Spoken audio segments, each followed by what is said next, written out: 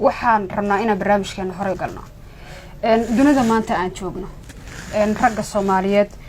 kuma badna in ay qabaan afar xaas boqolkiiba 99 ama 98 hadaan dhahno waxa laga yaabaa 10 kamid ah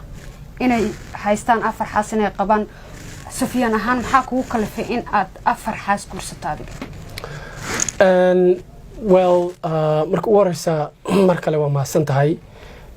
runtii afar xaas inaan guursado waa nicmo Allah subhanahu wa ta'ala uu ii ogolaaday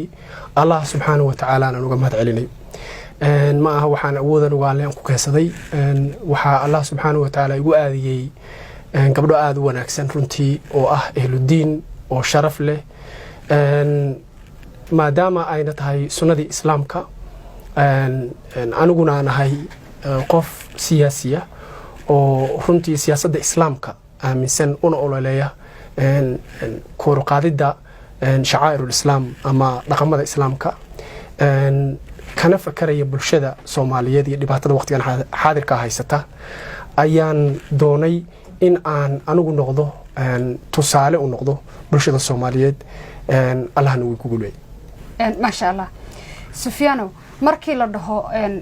nin afar xaas qaba iyo nin qaba hal xaas ama laba xaas what's the difference how dhaxay farqa runtii waxa u dhaxeeyahay waa farxad waa raaxo waa nicmo uu haysto ninka afarta xaas leh uu ka badan yahay ninka ama halka xaas leh ama labada leh ama saddexda leh difference-ga waa kaas difference-ga waa kaas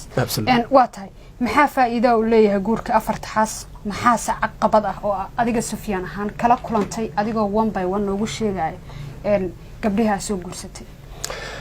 iyo markii ugu horeysay oo go'aan ku gaartay in aad yaani guursatid horta afartooda ma hal mar baa wada guursatay mise waqtiga u dhaxeeyay afartooda waxa u kala dhaxeeyay time waqtiga u kala dhaxeeyay isku mar ma ahayn waxyaabihii waxaan rabaa inaan bulshada la wadaago wixii igu kalifay markii hore inaan gabdhahayga saaxiibada ah inaan sawir shanteenu aan ku jirno afartoodii anigu inaan soo dhigo social media wayna daawanaya daawadayaasha waa tusayna muuqaalkana ku dhaxarkaysa absolutely waxa keenay arintaas markii la keenay sharciga jinsiyadda la rabay in lagu dhalan rogo diinta islaamka iyo shacabka Soomaaliyeed ayaan aniga iyo gabdhahaygu go'aansanay inaan sawirkan galno bulshada Soomaaliyeedna aan ku faafino si aan uga hortagno arinta iyada intii karaankeena ama awoodeena isla markaasna aan ku xoojino kuna horumarino sunnada islaamka iyo caa'ilada islaamka ee dalka Soomaaliyeed ama dadka islaamka ay leeyihiin faa'iidooyinka ku jirta marka ayaad weydiisay faa'iidada ku jirta in afar xaas ama saddex xaas la guursado ama xaas ba la guursado khaasatan afar xaas in la guursado faa'iidada ku jirta aad u farbadan tahay waxa kamida in laga hortago ama la waayo wax la yiraahdo garoob saad og tahay wadankeena maantay ragga iyo dumarku waa kala badan yihiin dadka ka shaqeeya dawladda u shaqeeya oo khaasatan immigrationka u shaqeeya waqtigan hadda maantay Soomaaliya iyo dadka wax qiyaasaba waxay ku qiyaaseen inay tahay ratio-ga dumarka iyo raggu 7:1 halkii nin inay ku soo aadayso 7 gabdhood haddii marka ay sidaas tahay waxa afar xaas ninku markuu guursado waxa yaraanaya garoobkii waxa yaraanaya ama la weynaya zinadii waxa la weynaya in laga ganacsado ama yaraanaya jirka dumarka waxa la weynaya oo meeshii ka baxaya nin damca oo raba inuu damco sidii nal rabay in loo keeno ama naag damcada waxa meesha ka baxaya in ay balaarato waxa la yiraahdo ama ay faafaan waxa la yiraahdo furiinka oo iska yaraado waxa meesha ka baxaya in ay qofkii faqrigu uu faqri badan uu jiro waayo afarta xaas ama qofku markuu guursado risqa ayaa ku kordha waa sida sunnada islaamku waa sida diintu ay tahay waa anigana waa mid aan tijaabiyo arkay inay xaqiiq tahay marka waxa kale oo runtii siyaasadda islaamku ay ku salaysan tahay in aan isguursano kana badano dadka kaleeto si rasuulkeena sallallahu alayhi wasallam uu inoogu faano isagana ayaa noo sheegay rasuulka noo sheegay sallallahu alayhi wasallam marka faa'iidooyinkaas iyo kuwa badan oo aan hadda meeshan macnaha aan waqtigiisa noo saabaxayn ay leedahay ninku afar xaas inuu guursado waxay taageeraysaa bulshada waa siyaasadda islaamka qofkuna markuu islaam yahay runtii waxaa muhiim ah in uu siyaasadda islaamka uu ka fakaro inuusan noqonin qof hawaraaca in uu fahmo siyaasaddiisa iyo dastuurkiisa oo ah diinta islaamka adoo usoo noqonaya jawaabtii hore caqabad adiga ma kala kulantay maxaa kala kulantay yacni maxaa dareentay markii gabadhaadii ugu horreysay guursatay labaad saddexaad afraad yacni sidee adiga maxaa dareemaysay waxaan rabaa inaan ragga Soomaaliyeed aan la wadaago qodob aad muhiim u ah oo runtii guurka ama hal qab ama laba qab ama saddex qab ama afar qab guurka muhiim u ah markaad qof dumara markaad gabar islaam ama reer islaam aad rabtay inaad dhistay kuna saamixi kara inaad guursato afar xaas iyo saddex xaas iyo wixii la mid ah waa runta inaad sheegtid gabadha aad qabto waxaa laga rabaa inaad runta u sheegto aniga waxyaabaha runtii aan Allah subhanahu wa ta'ala uu iwaafajiyay oo ii saamaxay in biidni Ilaahi inaan arintan ku guuleysto ama afar xaas aan yeesho waxay ahayd inaan runta sheego markaan runta u sheegana waxaa bilaabatay in la aamino waxaa bilaabatay in laygu kalsoonaado anigana sidaas kale aan kalsoonaado way jiraan caqabado oo de caqabad waa gabar kale iyo cabsi iyo reer iyo waa jiraan oo ninku markuu hal xaas qabo iyo markuu afar qabo intaba waa jirtaa waxa la yiraahdaa caqabado waa jiraan oo guurku caqabadu leeyahay sidiisaba waxyaabo yar yar oo jira laakiin haddii aad isticmaashid qaacidadii islaamka ee ahayd inaad run sheegto ee ahayd inaad cadaalad samayso ee ahayd inaadan qodbasiro aadan aadin iyo wax la mid ah waxaa ku suurtagelaya ama qof islaamka u suurtagelaya inuu ku noolaado nolol macaan inta xaas uu rabana uu guursado waatan aayadaha quraanka ah waxa ay noo sheegeen nabi maxamed sallallahu alayhi wasallam markuu aayado quraan ayaa ku soo degay marka guurka iyo waliba xaasaska in afar xaas lagu guursado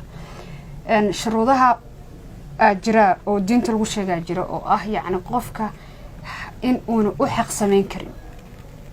afar xaas markuu guursanayo sidoo kaleetana uuna xaq soor noqon karin ama awoodi karin in uu ka soo baxo cadaalad ahaan marka adiga qaabkee u xalisa arrintan waa run aayadda quraanka ku soo dhamaanaysa walaa tadaruha kal mucallaqa sax weeye Allah subhanahu wa ta'ala ayaa noo sheegay horta waxaa jirto ninku markuu afar xaas leeyahay ama markuu laba leeyahay ama markuu saddex leeyahay waxaa qasab ah oo Allah subhanahu wa ta'ala uu waajib nooga dhigay inaan cadaalad aan sameeyno cadaaladda gacanta inaan ka sameeyno iyo aqliga laakiin wadnaha cadaalad lagama sameyn karo wadnaha waxa weeyaan xataa haddaad qarsato ama aadan ay u bandhiginin waxa weeyaan wadnuhu markasta qof ayuu raacsan yahay waa taas waa xaqiiq la iskuma hayo laakiin ninka islaamka waxaa laga rabaa xitaa haddii wadnahaagu uu mid raacsan yahay inaysan banaanka kaa imaan ee aad qariso oo aadan tusin waxyaabaha muhiimka ah oo Allah subhanahu wa ta'ala uu igu nicmeeyo waafajin waxa kamid ah inaan isku dayo in aan tilaabo kasta oo qaadayo gabdhayga mid kamid ah mesela haday wax i weydiisato in aanan kaligay siinay saddexda kalena aan siiyo oo mesela waxbay i weydiisatay baahi ayada gooni u ah ayay i weydiistay waxa qasab ah in aan markaas baahideeda aan siiyo ayada xaliyo laakiin isla markaasna in aan kuwii kaleeto ama saddexdoodii kaleeto inaan wixii aan gabadhaa siiyey baahidu hayso oo kale ayadana u geeyo taasi marka waxay ii saamaxday inay timaado kalsooni ah in aan inaha la ekaatee aanan marnaba aanan midna ku jiifanayn oon cadaalad u ah waana aasaaska usro islaami ah oo cadaalad ah oo wanaagsan waa aasaaska is-aaminid ama reerku inuu is-aamino waa aasaaska ah in laga gudbo ama islaamku siduu noogu talagalay daawo uu u noqdo waxaa la yidhahdo masayrka faraha badan ee gabdhaha Soomaalida ku jira masayrka gabdhaha Soomaalida ama caalamka oo dhan ku jira waxa weeyaan waxaa basis u ah ama sal u ah in aan lagu dhaqmin qaacidadii islaamka waa tahay ka safiyaan ahaan adiga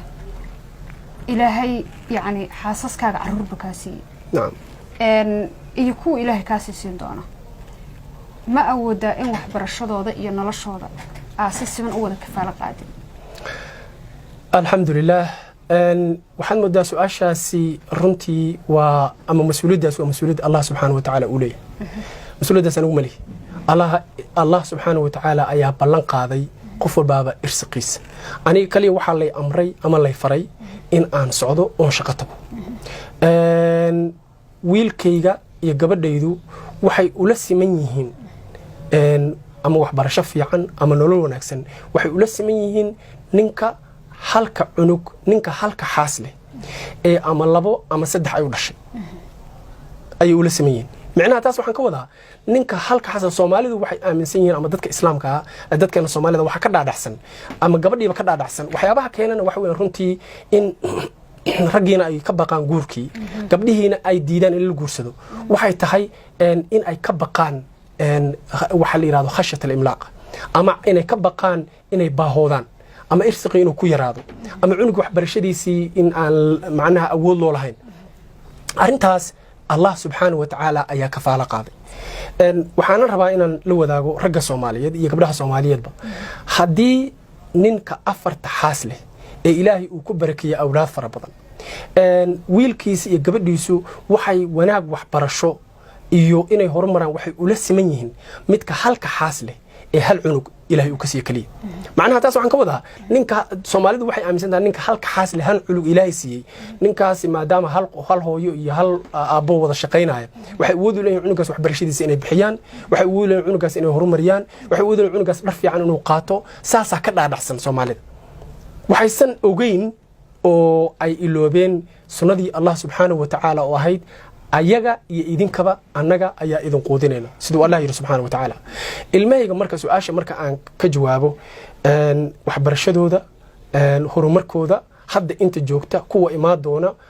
alxamdulillah Allah subhanahu wa ta'ala ayaa isiiyay awoodii aan ku dabari lahaa waxaana mahadda iska leh Allah subhanahu wa ta'ala waxaan rabaa marka shacabka Soomaaliyeed iyo dadkeena Soomaaliyeed in ay ka hormariyaan siyaasadda islaamka inay ka hormariyaan dareenka shakhsiyadeed ee shaydaanku ku hogaamin way jiraan dad runtii Soomaaliya gabdho Soomaaliyeed ama wiilal Soomaaliyeed oo cabsi ka qaba ama gabdho ragga ka cabsada jira iyo rag gabdhaha ka cabsada waxaa la dhahaa androphobia iyo genophobia wax jiro caadiyaho psychologically iyo biologically la barto oo jira caalamka ka jira way ninkii saas waa nin jiran oo dumarka cabsi ka qabaahay waa qof jiran qofkaas wuxuu u baahan yahay treatment iyo in dhakhtar la geeyo oo la baaro oo la daaweeyo u baahan yahay ninka caadiga laakiin iyo gabadha caadiga ee mashquulka ku ah irsiqi ee mashquulka ku ah wixii Allah subhanahu wa ta'ala u ballan qaaday inuu bixiyo waxaan jeclahay in ay ka hormariyaan siyaasadda islaamka oo ah inay isguursadaan oo bataan si Allah si rasuulka sallallahu alayhi wasallam maalinta qiyaamaha uu ugu faano ummadiisa iyo in la xaliyo dhibaatooyinka ka jira wadankeena Soomaaliya oo ah populationka waa lagu tartama wadanka ka dad badan oo intaasoo milyan leh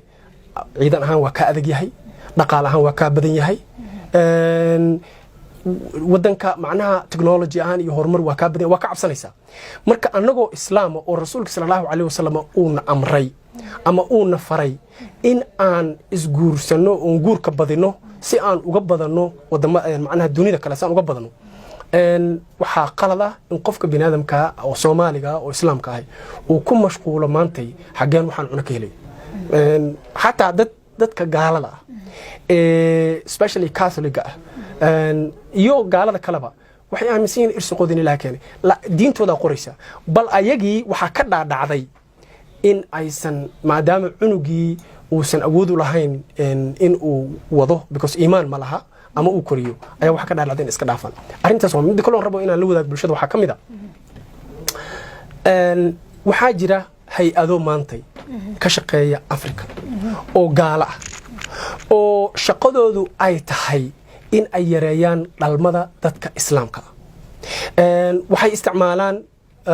ayagoo isticmaalaya wax la yiraahdo talaalka ay waxay sameeyaan in ay talaalka ku daraan daawo loogu talagalay in ay disho ugxanta gabadha ama ovarian tubes ama eggs-ka oo gabadha ay leedahay si aysan u qaadin muddo ama 5 sano haato ama 3 sano haato ama 4 sano haato ama gabadhii uu ku dhaco complications macnaha complications waxa la yiraahdaa markastay uur qaado in dib u yimaado si uurkii iyo guurkiiba looga cabsado waxa bilaabatay in gabdhihii xataa qaarkood ay noqdeen markasta in lagu qalo waxaasoo dhanna waa wax foreign powers ay ka shaqeeyeen marka waxaa la rabaa qofka Soomaaliga haddaad og tahay in weerarkaas lagu hayo maantay waxaa waajib ah waxaa diiniyan ah waxaa ina saaran in qof walba oo Soomaaliya gabadhuna ay fududayso guurka oo ninka walaalkeeda ay u fududayso